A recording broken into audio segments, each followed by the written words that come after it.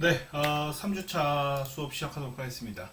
3주차인데, 여기 정보의 표현은 안 하도록 할게요. 이게 내용이, 좀 많이 어려워요.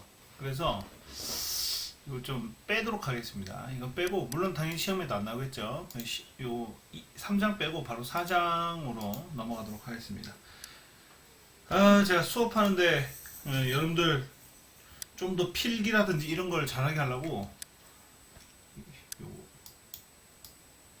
보시면은 캠도 바꿨어요.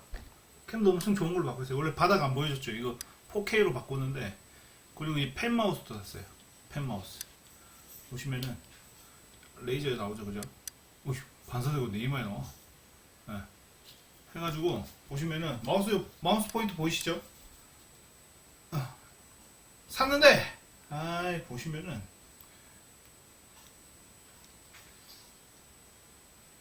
어려워요. 괜히 산 것 같아요. 돈 날렸어요. 안, 더 느려요.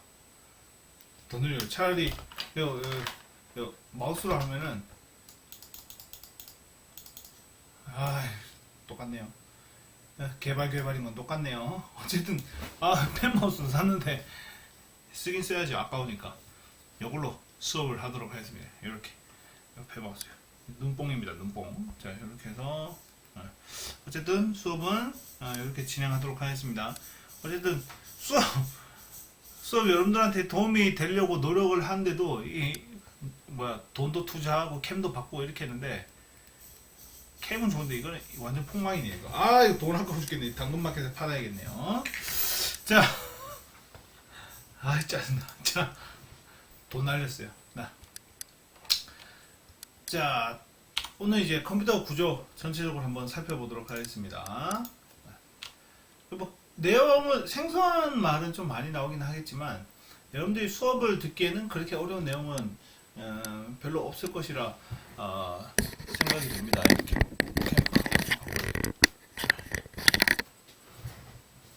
네. 캠은 좀, 네. 잠시만요. 정지를 하고 캠을 좀 바꿔봐야 되겠다.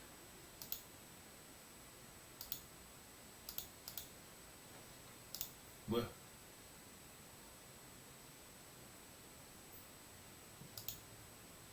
네, 잠시만요. 못하겠네요. 자, 너무 빨리 수업하도록 하겠습니다. 자, 오늘 보시면, 이거 이상한 얘기 많죠, 그죠? 뭐 이런 거 저런 거 이런 거 한번 수업을 한번 들어보자, 뭐 이런 겁니다. 내용은 조금 어려운 면이 없잖아 있긴 하겠지만, 그래서 제가 최대한 좀 쉽고 간결하고 좀 재미있게 설명할 수 있도록 노력하겠습니다. 자, 펜마우스 샀으니까 펜마우스를 해야 되겠다. 수업. 돈 주고 사는데 아깝잖아요. 자, 보시면은, 자, 프로그램 내장 방식. 이 뭐냐면은, 이걸 이제 인베디드라고 얘기를 해요. 내장 방식을 인베디드 방식이라고 얘기를 합니다. 우리가 사용하는 모든 컴퓨터는 전부 다 인베디드라는 건데, 어쨌든 우리가 사용하는 컴퓨터는 인베디드 방식이다라는 겁니다. 그냥 마우스로 할게요. 진짜 돈 날렸네. 자, 메모리에서 자료뿐만 아니고 프로그램으로 저장하는 프로그램 내장 방식이다. 이거 우리가 그냥 사용하는 컴퓨터라든지 핸드폰이라든지 뭐 이런 거 생각하시면 됩니다. 자, 그래서 제일 처음에 제가 저번주에 말씀드렸던 이 폰 노이만이라는 사람이 제일 처음에 만들었어요. 제일 처음에 만들었고, 그리고 이 저장하는 방식 그 자체가 뭐냐면은 메모리에다가 자료와 프로그램을 함께 저장하는 겁니다. 우리 스마트폰 같은 거 어때요? 안드로이드나 iOS라는 게 설치가 돼 있고, 그리고 내가 앱을 설치를 했었을 때 그게 동작이 되는 그런 형태로 진행이 계속 되죠, 그죠? 자, 그러면은 거기에서 제일 중요한 가장 중요한 부품 중에 하나는 뭐냐? 바로 이 CPU라는 거죠. 이 CPU는 CPU, 중앙처리장치 이렇게 얘기하는데, 이게 사실은 컴퓨터에서 가장 중요한 부품이라고 얘기할 수 있겠죠. 가격도 꽤 비싸죠, 그죠? 꽤 비싸고, 뭐 싸게 사면 싸게 사는 건데 좋은 거 살수록 좋은 거죠. 그래서 중앙처리장치는 메모리에 필요한 자료들을 활용을 하게 되고, 그리고 저장된 명령어를 순차적으로 실행을 한다. 이 얘기가 뭐냐면은 내가 A, B, C라고 눌렀어요. 그러면은 화면에도 A, B, C가 나와야 되겠죠. 그죠? 그러면은 내가 사람이 원하는 명령어대로 움직이게 하는 거, 그런 걸 순차적 실행이라고 얘기를 합니다. 그러니까 내가 실행한 대로 실행해라, 이렇게 얘기하는 거예요. 예전에는 예전에 컴퓨터 애니악 같으면은 정규 회로로 바꾸고 뭐 여러 가지 이렇게 있었는데, 근데 지금 이제 컴퓨터 방식으로 바뀌면서 그럴 필요가 없어졌죠. 컴퓨터 자체에서 자동으로 다 처리를 하게 되죠. 그러니까 엄청 좋아졌다는 거죠, 결국에는. 자, 명령어 형식입니다. 명령어 형식은 메모리에 명령어가 저장이 되게 되고, 메모리에 저장이 되면은 프로그램을 구성하는 명령어의 형식과 종류를 나타내는데, 이것도 내용이 참 어렵죠, 그죠? 내용이 어렵긴 한데, 뭐 시험에 사실 이렇게 어려운 내용은 나오진 않습니다. 이렇게 어려운 내용은 안 나오니까, 그냥 이렇게 했구나, 그냥 오늘 한 번만 그냥 겉핥기식으로 그냥 살짝 핥고 지나간다고 생각하시면 될 것 같아요. 자, 우리가 명령어를 날렸다고 칩시다. 명령어. 자, 그러니까 컴퓨터한테 마우스를 클릭을 해서 다음 페이지로 넘어가라, 이런 명령어를 내렸다고 칩시다. 그러면은 그 명령어는 연산 부분하고 피연산 부분으로 구성이 됩니다. 그러니까 연산은 실제로 계산하는 거고, 그 피연산 부분은 계산을 당하는 거죠. 이렇게 얘기하면 좀 그렇긴 한데, 어쨌든 피연산, 연산 이 두 가지로 구현이 돼요. 뭐 16비트 명령어 형식 뭐 이렇게 나와 있는데, 이런 거는 뭐 보실 필요는 없고, 그래서 연산 부분은 명령어가 수행해야 할 기능들을 의미하는 코드를 얘기합니다. 이해되시죠? 연산 부분이 실제로 동작하는 코드라는 거예요. 연산 부분이 실제로. 그리고 비연산 부분은 연산에 참여하는 자료를 의미하는 코드를 얘기를 합니다. 자, 이해되시나요? 연산은 그러니까 명령어는 연산, 피연산자 이렇게 두 가지로 분리가 돼요. 근데 연산은 명령어가 수행해야 할 기능, 그러니까 기능들을 얘기하는 거예요. 기능. 그러니까 마우스를 내가 클릭을 딱 했다고 칩시다. 마우스를 딱 클릭을 하게 되면은 마우스를 클릭했었을 때 마우스를 클릭하면 어떤 효과가 나고 뭐 이런 거를 나타내는 게 연산 부분이고, 피연산은 연산에 참여하는 자료를 의미한다. 뭐냐? 딱 클릭을 했었을 때 그 클릭 당하는 애들을 얘기하는 거예요. 내가 뭐 네이버 뉴스를 눌렀다. 그 뉴스가 클릭된 애들을 피연산, 이렇게 생각하시면 됩니다. 뭐 그렇게 어렵진 않죠? 연산 부분은 내가 명령을 했었을 때 그거를 동작하는 애들이고, 피연산은 내가 명령을 내렸을 때 그 동작을 수행하는 매개체를 얘기하는 거죠. 마우스를 클릭하는 건 연산, 클릭했었을 때 네이버가 뜨는 거는 비연산, 이렇게 생각하시면 됩니다. 더 어렵나요? 자, 명령어가 16비트로 구성이 되어 있다. 컴퓨터는 기본적으로 2, 8, 10, 16비트 이렇게 구성이 되어 있습니다. 그래서 컴퓨터는 기본적으로 가장 기본이 2비트로 시작이 되긴 하는데, 내용이 좀 많이 어렵기 때문에 이거는 그냥 명령어가 16비트로 구성되어 있다, 이렇게만 생각하시면 될 것 같아요. 이거 내용을 쭉 나가기엔 좀 내용이 너무 많아서 간단하게 하시고, 사실 그걸 하려면은 저번 주에 요거 정보 표현 여기에서 다 수업을 했었어야 돼요. 근데 정보 표현 보시면은 수학적인 거 이거 보이시죠? 이진수부터 해갖고 8진수, 6진수 뭐 이걸 했어야 되는데, 이 내용을 하기에는 우리가 교양이잖아요. 교양이다 보니까 이렇게 깊이까지 나갈 이유는 없을 것 같아요. 자, 명령어 종류. 명령어 종류는 명령어의 연산자는 인간에게 친숙한 표현을 하기 위해서 add, 그리고 뭐 HLT 이런 식으로 좀 이 기계어입니다. 기계어 고급하고 뒤쪽에 나오긴 하는데, 컴퓨터가 100% 그러니까 컴퓨터가 바로 알아들을 수 있는 언어를 얘기를 하는 거예요. 그래서 연산자 보시면 ADD, LDA, STA, HLT 이런 요거 외에도 뭐 여러 가지 단어들이 있습니다. 이런 것들 다 쓰는 거고, 뭐 ADD 같으면 add 같으면은 그냥 더하는 거예요. 더하는 거고, LDA 같으면은 명령어를 불러오는 거고, STA 같으면은 저장하는 거, 그리고 HLT 같으면 종료하는 거, 뭐 이런 식으로 나타냅니다. 자, 여기 보시면은 피연산자, 연산자 이렇게 돼 있죠. 연산자는 이런 수식들 얘기하는 거고, 피연산자 같으면은 A, B, C, D, E 이런 것들 얘기를 합니다. 자, 컴퓨터 언어는 제가 어제 말씀드렸지만 고급어하고 저급어 이 두 가지로 나눠져 있어요. 나중에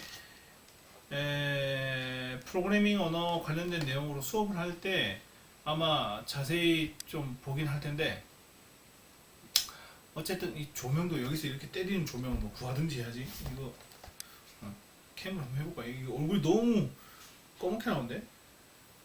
이렇게 할까요? 별로네요.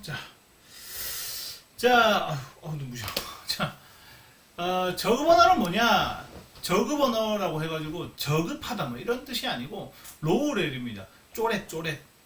레벨이 낮은 걸 얘기를 하는 거예요. 그래서 이거는 컴퓨터가 직접 알아들을 수 있는 언어가 저급 언어예요. 그러면 사람이 알아들을 수 있는 거는 고급 언어. 이렇게 나누면 됩니다. 이거를 한국어로 억지로 이렇게 번역하다 보니까 조금 좀 어색할 수도 있는데 실제로 뭐 그렇게 어려운 내용은 아니죠. 자, 어쨌든 인간에게 친숙하지 않고 컴퓨터에게 작업할 수 있는 언어다. 자, 그래서 저급 언어의 가장 대표적인 거는 기계어입니다. 기계어는 말 그대로 0하고 1로만 구성이 되어 있어요. 보시면은 0하고 1로만 구성을 해가지고 컴퓨터를 동작을 시키는 걸 얘기를 합니다. 자, 그 다음 어셈블리어 같으면은 기계어가 너무 어려워. 기계어 사실 진짜 어렵거든요. 예를 들면 K 나타낸다 그러면 띠 뭐 이런 식으로 쭉 해야 되니까 0, 1, 1, 0, 1, 1, 0 뭐 이런 식으로 해야 되기 때문에 상당히 어렵죠. 그래가지고 이거 어떻게 하면 기계어를 좀 쉽게 사람이 알아들을 수 있는 언어를 쓸 수 있을까 해서 만든 게 어셈블리어입니다. 그래서 어셈블리어 같으면은 그나마 조금 사람이 쓰는 언어, 그 이제 자연어라고 얘기하거든요. 사람이 쓰는 언어를 그 자연어랑 비슷하게 이제 꾸며낸 거예요. 만들었는데 사실 이것도 그렇게 어렵죠. 많이 어려워요. 그래서 뭔 소리야? 놀래라. 이 소리도 다 들어갔나 보네요. 컴퓨터 소리도 안 들어갈 줄 알았는데 컴퓨터 소리는 끄는 방법 없나? 컴퓨터 소리는 입력이 들어갈 방법이 없나 보네요. 자, 어쨌든 이제 사람 언어, 근데 사실 어셈블리어도 건축 관련된 친구들 말고는 이거 쓸 일이 별로 없을 거예요. 어려워요. 자, 기억장치 관련된 내용을 한번 살펴보도록 하겠습니다. 자, 기억장치는 뭐냐? 저장장치예요. 저장장치 USB라든지 뭐 CD, DVD, 하드디스크가 아니에요. 그런 것들을 뜻하는 게 아닙니다. 자, 주기억장치는 뭐냐? 주기억장치. 중앙처리장치가 해야 될 작업 내용인 프로그램 명령어와 프로그램을 이용할 자료를 저장하는 곳이다. 자, 중앙처리장치가 해야 될 일을 저장해 놓는 곳이 주기억장치예요. 자, 그래서 주기억장치 구조로 보면은 크게 보면 두 개예요. 주소하고 버스 이 두 개입니다. 우리 메인보드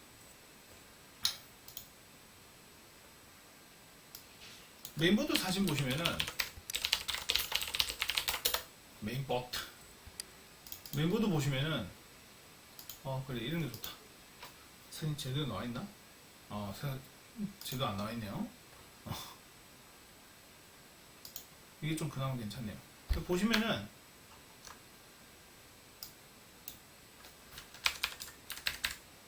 이거 어떻게 이거 화면 확대만 했지 이거. 자, 보시면은 이렇게 이거 메인보드 뒤쪽으로 봐야 되는구나. 죄송해요. 잠시만요. 어이씨.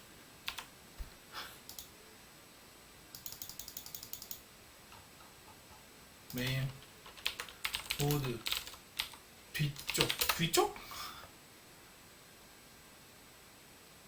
뒤쪽이 안 나오네. 메인보드 확대. 지금 제가 뭘 하고 있는지 모르겠네요. 자, 보시면은 이것도 좀 제대로 안 나와 있는데 어쨌든 이렇게 연결되어 있는 게 있어요. 이렇게 연결되어 있는 거. 그러니까 CPU하고 이렇게 다 연결되어 있죠. 연결되어 있고 램하고도 이렇게 연결되어 있는 거. 요런 거 이런 걸 얘기해요. 옛날에는 선으로 직접 다 연결했어요. 근데 지금은 이게 뭐냐면은 이게 버스예요, 버스. 그러니까 메인보드에다가 버스가, 그러니까 뭐라고 해야 돼? 메인보드 버스라고 지금 나오나? 요런 걸 버스예요. 선 보이시죠? 그러니까 실제 우리가 전선을 연결해서 하는 게 아니고 전선을 연결하게 되면 이게 엄청 너저분할 거 아니에요. 그러니까 요거를, 예, 메인보드에다가 심어 놓은 거예요. 심어가지고 해놓은 게, 그러니까 이 사이로 이제 전기가 왔다 갔다 신기한 스쿠버스가 올라와. 자, 이렇게 왔다 갔다 하게 요런 거 있죠. 이런 게 전부 다 이런 게 다 버스예요, 버스. 그래서 보시면은 주소 같으면은 메모리의 저장소는 주소를 이용해서 바이트 단위로 고유한 속도로 식별하게 된다. 그러니까 이 방은 메모리가 우리 그 램 있죠, 램이 램이 이렇게 다 쪼갈라져 있어요. 2비트씩 뭐 이렇게 쪼갈라져 있는데 각각의 방에는 이렇게 주소가 돼 있어요. 주소로 돼 있어요. 그러면은 내가 만약에 000 뭐 1010이란 값을 지정했다. 그러면 이 값은 랜덤하게 들어가요. 랜덤하게 들어가는데 그 랜덤하는 값인데 여기에 들어갔다는 거죠. 네. 그래서 이걸 전달을 하는 게, 그 명령을 전달하는 게 버스예요. 아까 제 선처럼 이렇게 하얀색 전으로 쭉 되어 있는 거예요. 그게 이제 버스고, 저장되어 있는 곳이 주소, 이렇게 생각하시면 돼요. 좋은 비싼 메인보드일수록 버스가 좋아요. 버스로 연결되어 있는 그게 막 순금은 아니고 은이나 뭐 이런 걸로, 금도 물론 들어갑니다. 실제로 순금도 들어가요. 순금이나 이런 것도 들어가긴 하는데, 그러니까 그런 함유량이 많이 높아서 간섭이라든지 뭐 이런 걸 최대한 막는 게 메인보드가 비싸겠죠, 그죠? 그 비싼 게 가격이, 아니 그 비싼 게 그런 뭐 보석? 그런 광물이 좀 많이 들어가서 그런 거예요. 자, 그래서 주기억 장치 중에 가장 대표적인 게 이제 램이죠. 램이 뭐의 약자냐면 랜덤 액세스 메모리예요. 그러니까 이미 접근 메모리. 램 뜻이 저거예요. 그래서 이 주소를 찾아가지고 이 주소를 통해 가지고 값들이 저장되어 있는 곳들이 요 램입니다. 값들이 저장되어 있는 곳. 그래서 이거는 소멸성이다. 컴퓨터 껐다 키면은 램은 깨끗하게 지워져요. 그래서 컴퓨터 속도가 조금 느려졌다. 그럼 컴퓨터 재부팅 하게 되면 속도가 다시 원래 속도로 돌아오는 걸 볼 수 있죠. 자, 그리고 쓰기와 읽기에 두 회로가 있어가지고 정보의 읽기와 쓰기가 가능해졌다라는 겁니다. 자, 그리고 SRAM하고 DRAM 이 두 가지가 있죠. 자, 보시면은 DRAM 같으면 전원이 연결된 상태에서 정기적인 재충전이 계속 필요해요. 그러니까 얘는 계속 주기적으로 계속 충전을 해줘야 돼. 그래가지고 이건 주기억 장치에 주로 사용을 하게 되고, SRAM 같으면은 전원이 연결되어 있으면 정보가 지워지지 않는 기억 장치다. 그러니까 계속 계산을 하는 거예요. 계속 일하는 거예요. 그래서 캐시 메모리라고 얘기합니다. 캐시 메모리. 계속 일하는 애예요. 계속 일하는 애. 그리고 뭐 램 하면은 가장 유명한 회사가 어디예요? 삼성이랑 하이닉스. 이 둘 다 어디예요? 한국 회사죠. 이 한국 회사 전부 다 전 세계 한 7~80%는 한국이 먹고 있죠, 그죠? 내가 알고 있는 어떤 회사 거 그건 뭐 중국인가 대만 건데요. 거기 안에 보시면 요거 회사는 램 보시면은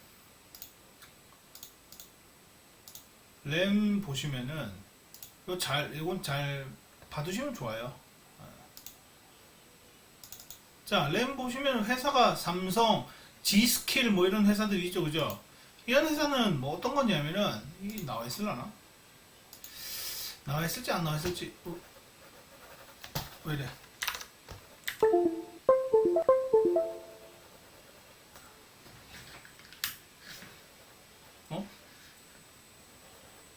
잠시만요. 마우스가 안 움직여요. 마우스 왜 이래? 어이씨. 이게 지금 문제가 있나 보네. 이게 뜯어놓은 게 있으려나? 방열판 뜯어놔야 돼. 뜯어놓은 게 있으면 방열판 안 뜯겠죠, 얘네들. 이 뭔 소리냐면은, 이게 지금 제대로 안 나와 있는데, 얘네들 당연히 안 나오겠죠.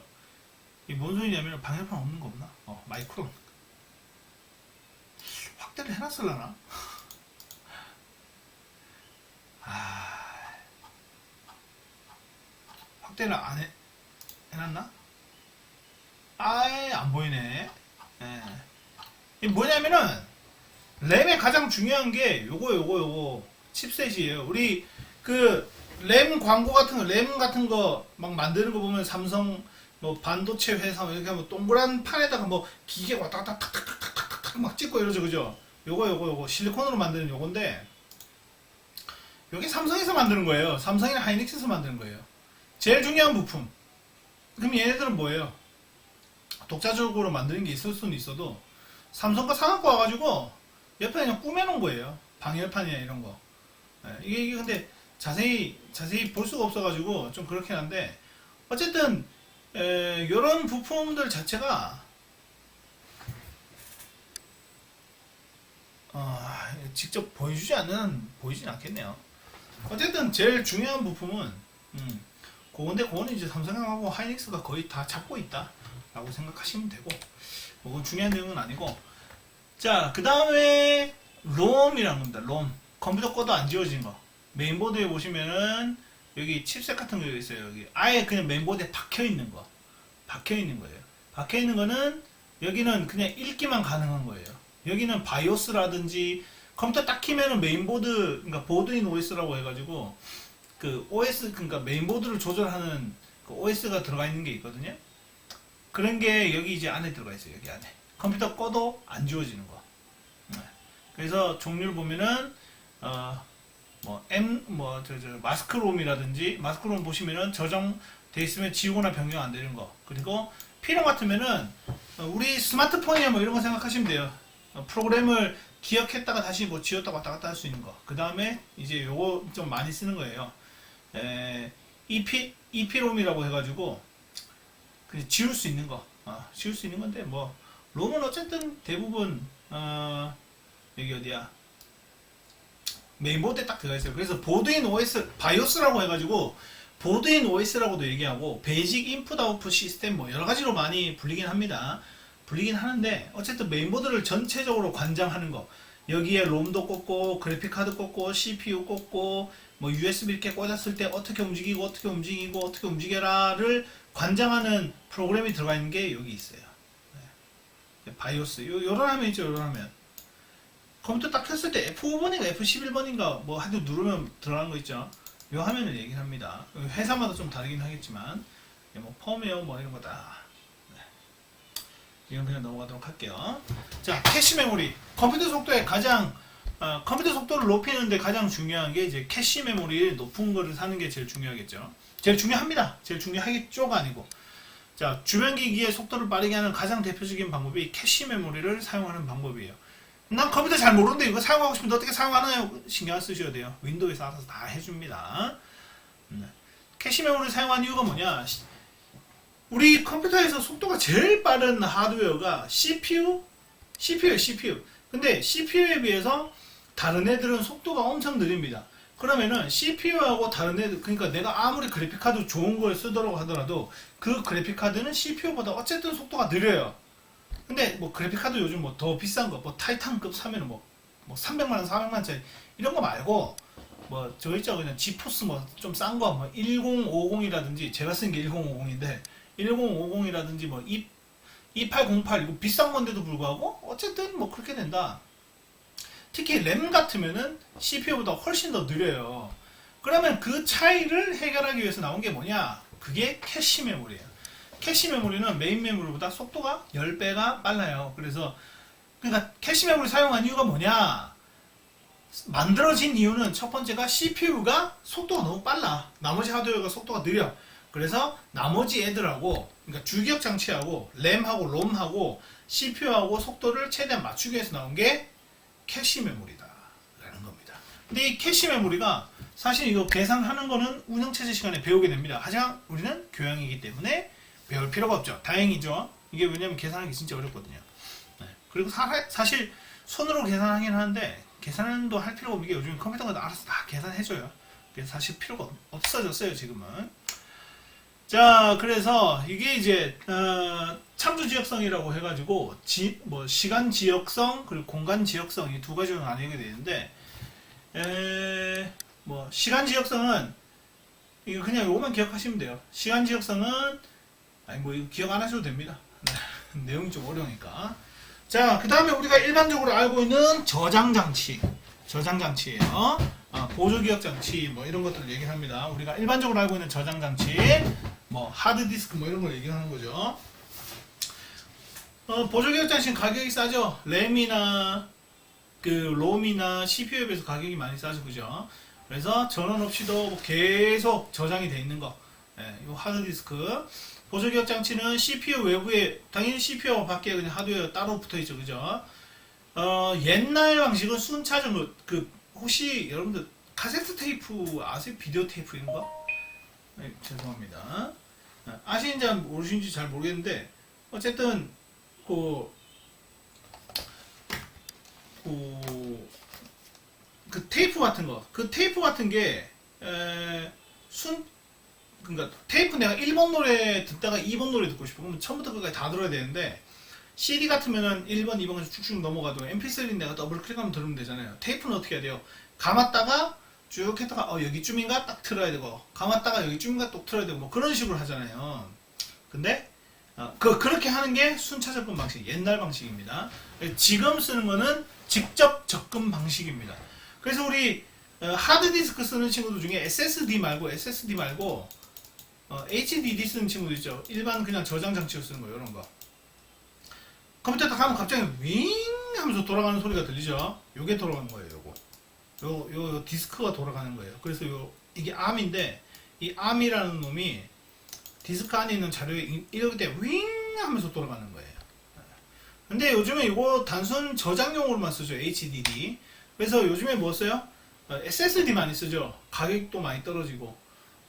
저는 뭐 SSD 말고 M.2라고 이거보다 속도 훨씬 더 빠른 걸 쓰긴 하는데, 어쨌든 이런 것들이 있다. 그래서 빠르게 확산하고 있는 차세대 저장 장치고, 가격이 계속 떨어지면서 많은 컴퓨터에 내장이 되고, 뭐 블라블라블라블라블라 적혀있죠. 점점 가격이 싸지고 있죠.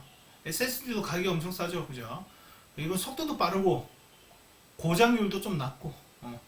요 같으면 여기 한번 떨어뜨리면 끝장나요. 암 부분이 딱 기스 나면 끝장이 나요. 근데 SSD 같으면은 그래 떨어뜨리면 고장은 나겠죠. 근데 이거보다는 충격이 더 강해요. 그 소리도 이건 소리가 안 나요. 소리가 안 나요. 그 요즘엔 전부 다 이런 쪽으로 넘어간다. 그다음 뭐 외장 하드, 프레시 메모리, 뭐 USB 메모리, 뭐 이런 것도 있죠. 요즘 거의 안 쓰시죠, 그죠? 소니에서 뭐 이런 게 나왔다는데 소니 게 참 이쁘긴 이뻐요, 그죠? 하지만 노제 팬이기 때문에. 자, 그다음 저장장치 계층 한번 살펴보도록 하겠습니다. 이게 참 시험 문제 내기 딱 좋습니다. 자, 한번 보도록 할게요. 레지스터, 주기억장치, 보조기억장치 등 너무 저장장치가 다양하죠. 이렇게 사용하는 이유가 뭐냐라는 겁니다. 이렇게 사용하는 이유는, 자, 첫 번째, 속도하고, 그럼 속도가 제일 빠른 걸 쓰면 되잖아요. 하지만 속도가 빠르면 당연히 비싸요, 싸요? 비싸겠죠. 그렇기 때문에 쓰는 거예요. 속도가 느리더라도 좀 싼 걸 쓰고 싶다. 속도가 빠르고, 저장하는 건 적더라도 속도가 빠른 거 쓰고 싶다. 그 사람에 맞춰가지고 나오기 위해서 이렇게 된 겁니다. 자, 그래서 저장 장치의 속도가 빠르면 당연히 비싸고, 뭐 이렇게 되는 거죠. 그 보시면은 시험 문제 내기 딱 좋죠, 그죠? 자, 고용량, 그러니까 용량이 클수록 가격은 싸요. 가격은 쓰지만 속도는 느려요. 하지만 CPU 같으면은 용량은 아주 낮죠, 그죠? CPU 용량이 있나? 뭐 이런 식으로 얘기하는데, 사실 뭐 CPU는 크게 용량이 없고, 이 캐시 메모리, CPU가 캐시 메모리가 CPU에 포함이 되어 있긴 한데, 어쨌든, 요런 것들 했었을 때, 비싸죠. 비싼 대신 속도가 빠르다. 자기에 맞춰서 이렇게 한다. 그래서 다양한 저장 장치를 활용하게 되는 겁니다. 그래서, 이용하려는 프로그램이나 자료는 보조 기억 장치에서 저장을 하게 되고, 현재 실행 중인 프로그램이나 자료는 주기억 장치에 저장을 하게 되고, 그리고 집중적으로 이용되고 있는 프로그램이나 자료는 캐시 메모리에 저장을 하게 되고, 이 용도가 지금 다 다르죠, 그죠? 그리고 연산에 필요한 프로그램이나 자료는 레지스터에 저장해서 레지스터에 직접 뭐 이용을 한다. 이 각자 사용하는 방법은 다 달라요. 사용하는 것은 다 다르다. 자, 중앙 처리 장치. 이제 하드웨어에 관련된 거 잠시 문 잠깐만 해야겠습니다. 아유, 방이 생각보다 덥네요. 잠깐만. 아우, 더운 날씨가 아닌데도 이 방이 지금 밀폐되어 있어가지고 생각보다 진짜 덥네요. 자, 중앙 처리 장치. 메모리에 저장된 프로그램과 자료를 활용해서 실제 작업을 수행하는 회로 장치다. CPU, Central Processing Unit이라고 해가지고 CPU 제일 비싸고 제일 중요한 부품이죠. 그래서 가장 중요한 구조 요소로 살펴보게 되면은, 자, 연산은 연산하는 거, 제어는 작동을 제어하는 거, 레지스터는 임시 저장, 버스는 옮기는 거.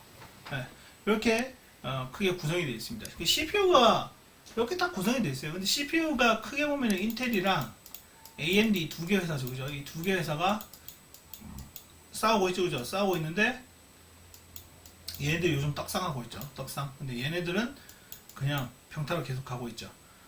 어쨌든 뭐 여러분들이 쓰시는 거는 돈 보고 사시면 되니까 요거 추천입니다. 암드. 자, 연산장치. 그러면 이제 하나씩 한번 살펴보도록 하겠습니다. 연산장치 해가지고 ALU라고 얘기합니다. ALU인데 산술 연산 그리고 논리 연산을 수행하는 회로로 구성이 되어 있습니다. 그리고 레지스터를 이용을 하게 되고, 중앙 처리 장치의 임시 기억 장소인 누산 레지스터와 그리고 자료 레지스터를 통해서 저장된 자료를 연산에 시험에는 이렇게 자세한 내용은 안 나옵니다. 자세한 내용 뭐 이런 건 나올 수 있겠죠. 객관식으로 시험 낼 거니까. 중앙 처리 기억 장치의 주요 요소 4개 중에 틀린 것은 이런 건 나올 수 있어요. 그죠? 근데 다음 설명하는 것은 무엇인가 해가지고 산술 연산과 뭘 이렇게 하고 비연산자 활용하게 되고 누적된 데이터 해가지고 하는 건 무엇인가, 이렇게 어려운 문제는 낼 생각이 없으니까 그거는 걱정 안 하셔도 됩니다. 그렇게 어려운 문제는 안 나옵니다. 자, 그 다음에 이제 어디까지 얘기했냐? 누산, 그러니까 계산하는 거랑 자료하는 거랑 그런 레지스터에 저장되어 있는 자료를 연산에서 참여할 피연산자로 이용을 해가지고 저장하거나 다른 연산에 활용하는 애들을 얘기를 합니다. 근데 이 자세하게 설명한 이유가 뭐냐면 어쨌든 수업을 맞춰야 되기 때문에 뭐 이게 설명하는 것도 있고 뭐 이런 거 알아두면 좋습니다 라고 얘기하기 너무 전문 내용이네요. 자, 그 다음 제어장치. 제어장치는 신체의 여러 부분을 제어하는 인간의 뇌같이 제어장치는 CPU에서 연산을 제어한다. 가장 핵심적인 기능이라는 거겠죠, 그죠? 그래서 컨트롤 유닛은 뭐냐? 산술 그리고 논리 연산에 요구되는 작업을 연속적으로 수행하는 신호를 보냄으로써 연산 장치와 레지스터가 명령을 수행하게 하는 장치다. 그러니까 실제로 이제는 명령을 수행하는 애들은 컨트롤 유닛 제어 장치라는 거예요. 그래서 제어 장치는 여러 개의 해독기와 제어기로 구성이 되어 있다. 갑자기 해독기가 디코더, 해독기가 왜 필요할까요? 해독기가 필요한 이유는 우리 사람이 컴퓨터에 명령을 내릴 때 기계어로 명령을 내는 게 아니고 고급어로 명령어를 내려요. 마우스 클릭하는 것도 고급어인가요? 마우스 클릭하는 것도 당연히 고급어입니다. 그런 고급어들을 컴퓨터가 받았을 때 마우스 클릭한 거랑 키보드 클릭한 거랑 지금 제가 얘기하고 있는 거, 이것도 지금 컴퓨터에 저장이 돼서 계속 출력이 되고 있죠. 이런 것들을 다 서로 해독을 하는 거예요. 해독을 해서 딱 그 결과를 사람한테 보여줘야 되겠죠, 그죠? 그때 사용하는 게 이 제어 장치다. 아유,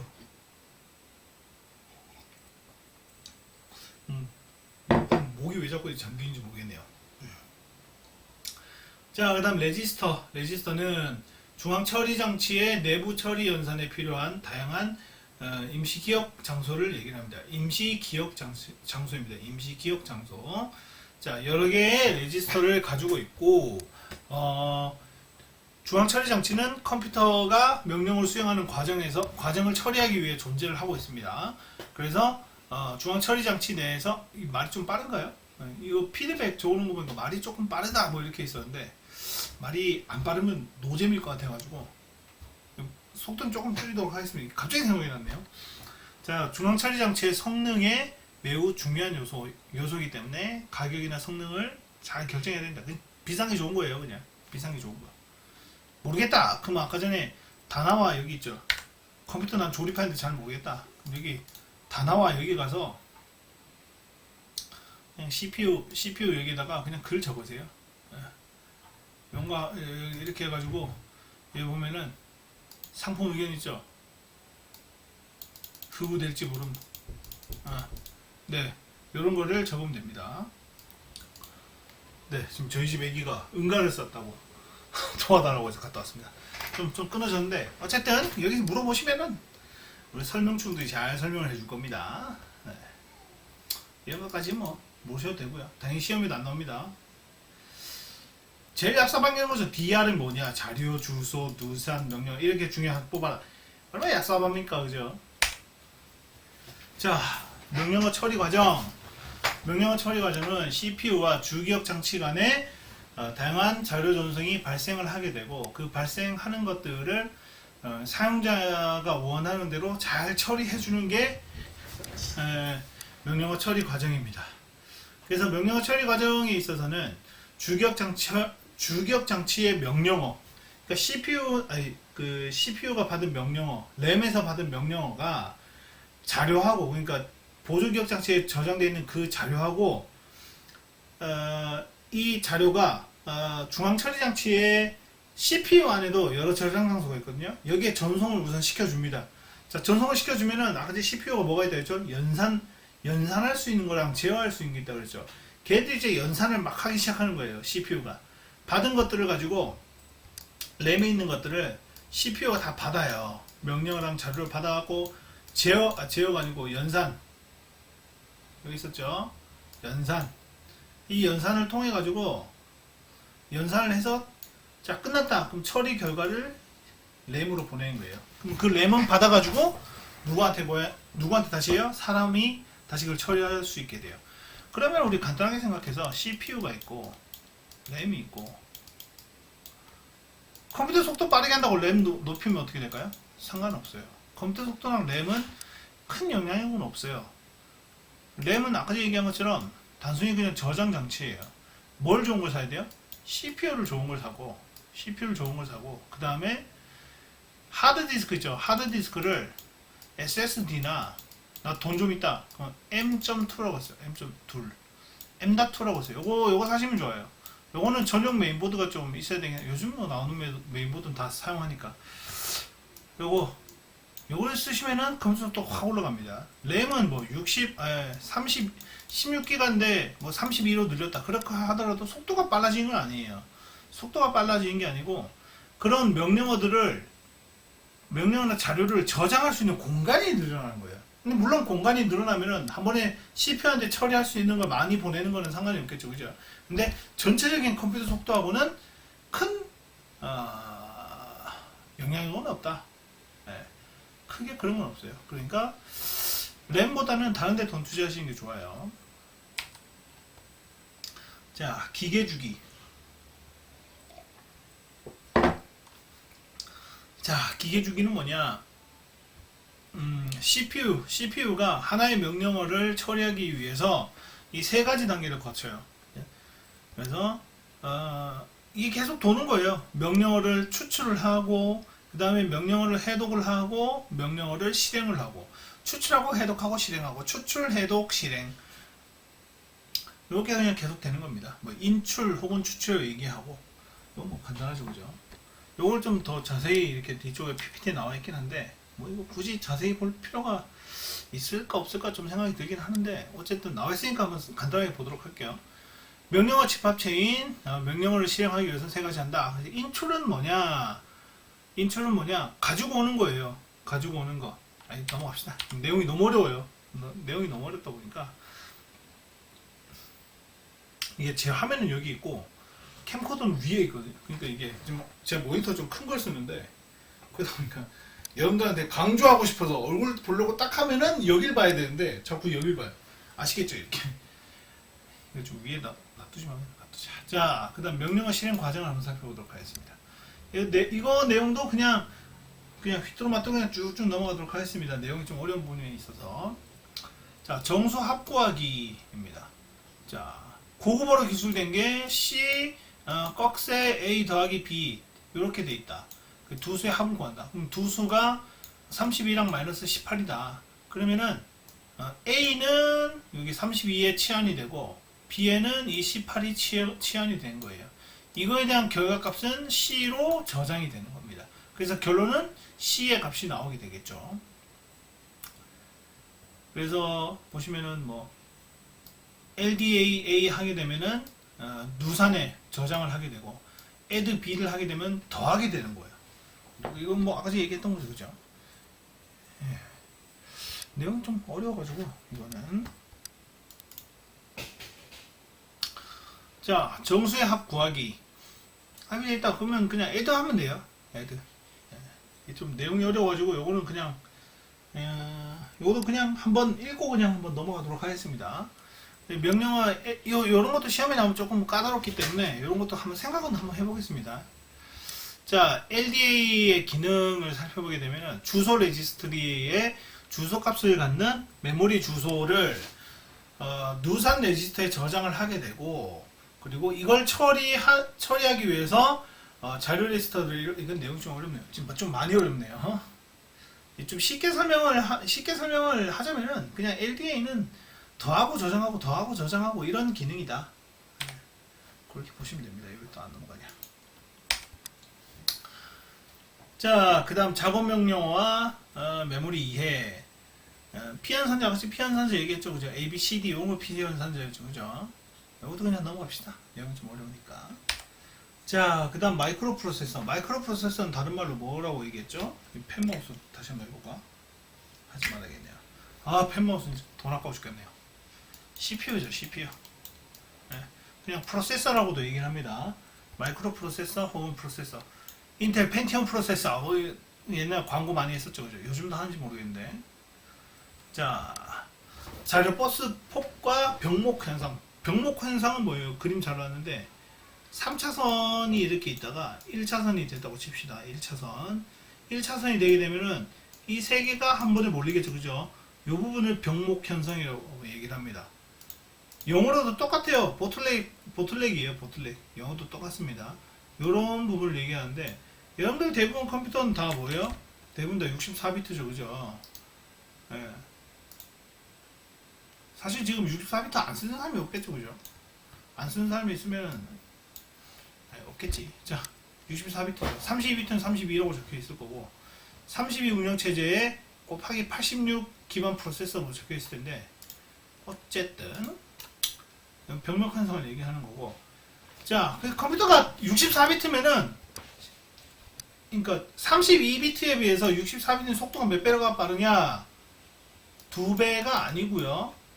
2의 32제곱 빠른 거예요. 자, 32비트는 2의 32제곱이고 64비트는 2의 64비트예요. 그럼 몇 배 차이예요? 계산하기 어렵죠? 계산기 켜보면 되죠.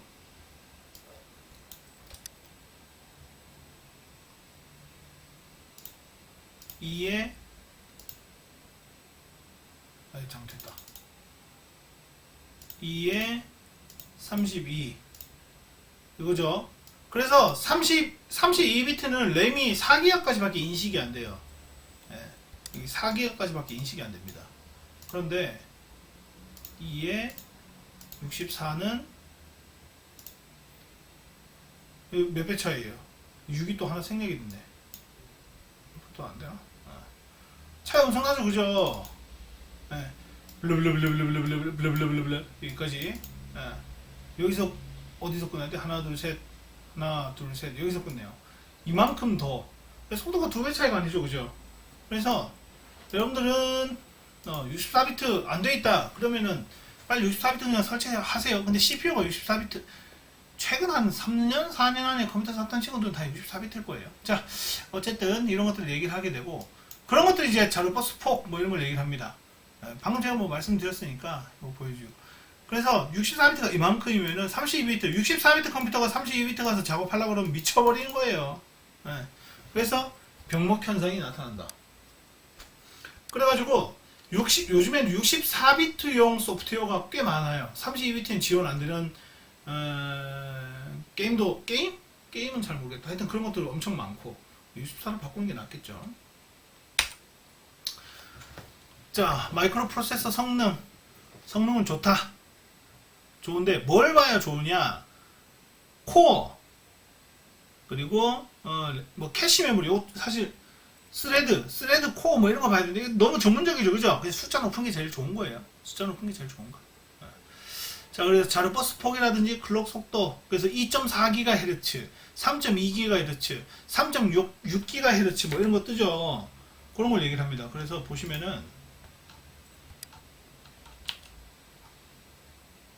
뭐 간단하게 안 나와 있나 이거? 표로? 아, 여기 있네. 보시면은 나노 공조, 여기 보세요. 6코어에 12스레드 있고 최대 클럭은 4.3GHz, 기본 클럭 2.6GHz. 이게 높은 게 제일 좋은 거예요. 이거랑 여기 캐시, 근데 캐시 메모리는 사실 뭐 다 비등비등하니까 요거. 그러면 헥사가 높은 게 좋아요? 스레드 이런 게 있어요. 2코어에 6스레드가 있고 4코어에 4스레드가 있어요. 그럼 2코어에 6스레드 쓰든지 뭐 아무거나 쓰셔도 사실 상관은 없어요. 여러분들이나 제가 쓰기에는 지금 뭐 성능이 낮아도 뭐 100% 사용할 수 있으니까 게임만 안 하면은 사실 컴퓨터 한 50만원짜리 사도 별 무리 없이 잘 돌아가요.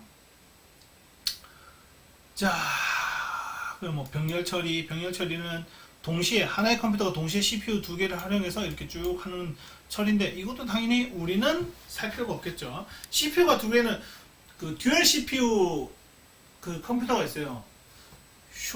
그 워크스테이션급이라서 우리는 뭐 그렇게 쓸 일이 없습니다. 컴퓨터 성능은 뭐 이런 것들 얘기를 한다.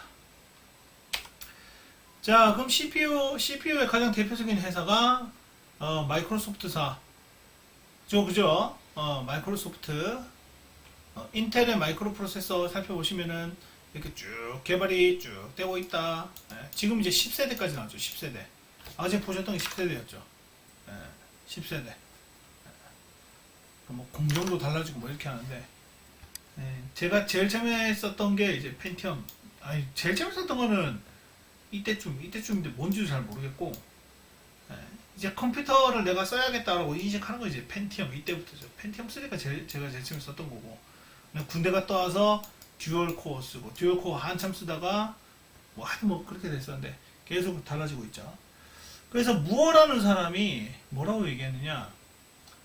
자, 마이크로 프로세서 칩의 성능 이거는 18개월마다 2배씩 증가를 한다라고 했어요. 근데 우리나라에 황해 법칙이라고 1년에 2배씩 올라간다고 주장한 사람이 있었어요. 이게 이 수업 때 얘기했던 것 같은데 1년에 2배씩 성장한다라고 얘기했던 사람이 있습니다. 삼성 사장이에요. 삼성 사장인데 실제로 지금 삼성에서 2배 이상 이렇게 하고 있는데 지금은 속도를 조금 줄이고 있죠. 실제로 18개월에서 24개월마다 2배로 계속 올라가고 있습니다. 지금 나온 거 이제 황해 법칙인데 이 황해 법칙에 대한 내용은 없지. 황해 법칙이라고 황해 법칙 만든 사람 이름이 뭐였지? 황해 법칙이라고 해가지고 황창규 사장 삼성 사장이에요. 삼성 사장인데 1년에 2배씩 증가한다는 거예요. 그러면 아까 전에 무어의 법칙보다 훨씬 더 높은 거죠, 그죠? 훨씬 더 높은 거. 이게 이제 황해 법칙인데 황해 법칙 이것 때문에 사실은 조금 컴퓨터 하드웨어는 점점 발달하는데 소프트웨어는 그만큼 따라가지 못한다. 뭐 소프트웨어 위기 뭐 이런 문제가 좀 있어요. 어쨌든 그렇게 됐고 뭐 긍정론을 해서는 뭐 좋아졌다. 뭐 우리는 사실 좋죠. 근데 이거 잘 생각해 보세요. 컴퓨터가 10년 전에도 150만원 비싼 컴퓨터였어요. 20년 전에도 20만원 정도면 정말 비싼 컴퓨터였어요. 지금도 150만원이면 진짜 비싼 컴퓨터예요. 근데 지금 10년 전, 10년 전, 20년 전 컴퓨터랑 지금 내 컴퓨터 성능이랑 어때요? 비교해보면 지금 내 컴퓨터 성능이 훨씬 더 높죠? 컴퓨터는 가격이 안 올라요. 잘 생각해보면 그렇죠? 컴퓨터는 가격이 안 올라요. 그죠? 지금 수업 시간에 생각해보면 되는데 이게 여러분들한테 화면이 되고 얘기하니까. 그런데 자동차는 어떻습니까? 자동차는 시간이 갈수록 비싸지죠. 특히 우리나라 현대기아차 같으면은 신차가 나올 때마다 가격 150만원, 200만원씩 막 인상하죠. 그죠? 뭐 300만원씩 인상하고 이래서 새로운 기술이 들어가서 비싸진다. 근데 컴퓨터는 더 새로운 기술이 들어가죠. 네, 그런데도 가격이 안 올라요. 어떻게 된 걸까요? 참 궁금합니다. 네. TV도 보시면은 뭐 됐어요. 자동차만 가격이 계속 올라요.